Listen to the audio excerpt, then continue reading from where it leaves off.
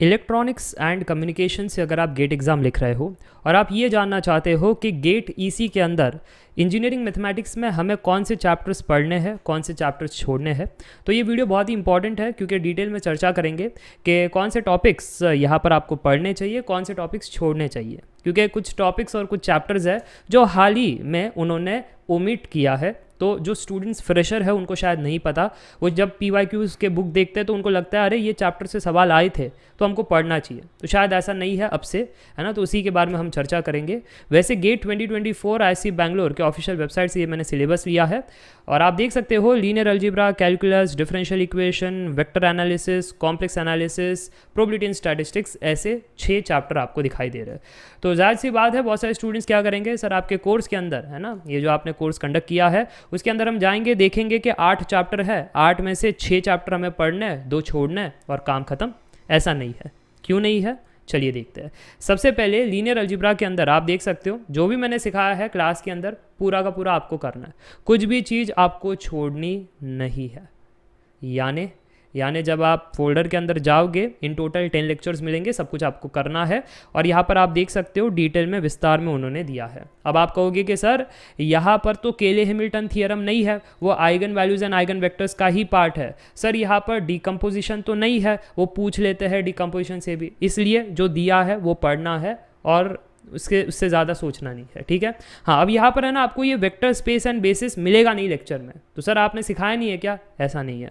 Vector calculus के अंदर आप जब जाओगे, लेक्चर्स में जब आप जाओगे और आप देखोगे ये vector span and get PYQs, तो यहाँ से आपका ये टॉपिक कवर हो जाएगा, ठीक है। तो मैंने कवर किया है, बस वो वेक्टर कैलकुलस वाले फोल्डर के अंदर किया है क्योंकि वेक्टर्स के बेसिक्स आना ज़रूरी है, उसी पर वो एडवांस टॉपिक बना हुआ है।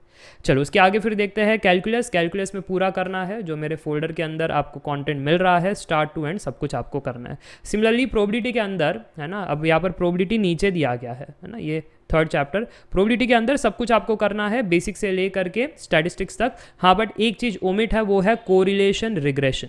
कोरिलेशन रिग्रेशन आपको है नहीं, पर है ना गेट एग्जामिनर को पता नहीं क्या हो जाता है। प्रीवियस ईयर इलेक्ट्रिकल के सिलेबस में भी नहीं था कोरिलेशन रिग्रेशन, पूछ दिया सवाल। इलेक्ट्रिकल के सिलेबस में न्यूमेरिकल मेथड नहीं था, पूछ दिया सवाल। अब जब चैलेंज किया तो उन्होंने रिप्लाई नहीं किया, वो कहते हैं कि आपको आना चाहिए। तो ये गलत बात है, ये आवाज़ उठानी चाहिए कि आप ऐसे कैसे कर सकते हो, पर वो करते हैं, सिलेबस में से काट देते हैं बट फिर पूछ देते हैं, है ना। तो ये चीज़ हमको दिखाई दी है। सो डाइसी है थोड़ा सा कि ये कुछ भी कर सकते हैं, उसके लिए भी आपको रेडी रहना है। पर अगर ऑफिशियल सिलेबस से हम चले तो कोरिलेशन रिग्रेशन आपको नहीं पढ़ना है और ना ही पढ़ना चाहिए, ठीक है। ये बात क्लियर हो गई। और अगर आ गया तो सर जी, तो फिर होलिस्टिक व्यू के हिसाब से तो आपको पढ़ लेना चाहिए। अगर मेरी मानो तो मैंने तो ईजिली अच्छे से सिखाया है, टाइम है तो पढ़ लेना चाहिए, ठीक है। तो ये होलिस्टिक व्यू में अगर कंप्लीट पिक्चर में देखे, क्या हो सकता है ऐसा कि कहते हैं ना कि सिलेबस में नहीं दिया फिर भी आ सकता है, करते हैं। ये माइक्रो प्रोसेसर में भी इन्होंने किया था, हटा देते फिर बाद में पूछ देते। तो ये सब भी होते रहता है, इसका भी आपको आइडिया होना चाहिए, ठीक है।